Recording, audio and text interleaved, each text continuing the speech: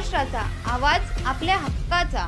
शिल्पकार आणि इंजिनियरवरती कारवाई झालीच पाहिजे, झालीच पाहिजे। छत्रपती शिवाजी महाराज की जय। जय भवानी, जय शिवाजी। शिल्पकार आणि इंजिनियरवरती कारवाई झालीच पाहिजे, झालीच पाहिजे। या दिवशी तो पुतळा छत्रपती शिवाजी महाराजांचा कोसळला, त्या दिवशीच अखंड हिंदुस्थानाची मान शर्मेने खाली गेलेली आहे। आम्ही निषेध गिषेध नाही मानतो, निषेध आणि मेणबत्त्या वगैरे सगळ्या बंद केलेल्या आहेत। मी सकल मराठा समाजाचा एक कार्यकर्ता म्हणून समस्त शिवभक्तांना आवाहन करतो, जो कोणी त्या शिल्पकाराचे आपटेचे बोट छाटून आणेल त्याला जाहीर आम्ही एक चांगल्या प्रकारचा सत्कार आणि इनाम देणार आहे।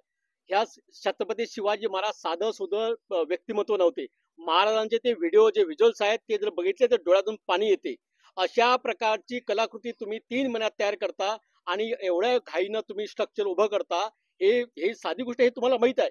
आणि अशा प्रकारच्या विकृती ज्या आहेत ना ह्या वेळी ठेचल्या पाहिजेत आणि छत्रपती शिवाजी महाराजांचा अपमान सहन करू नये। निषेध वगैरे काही नाही, मेणबत्त्या वगैरे काहीच नाही, त्याच्यावरती कडक कारवाई वगैरे हे काहीच नाही।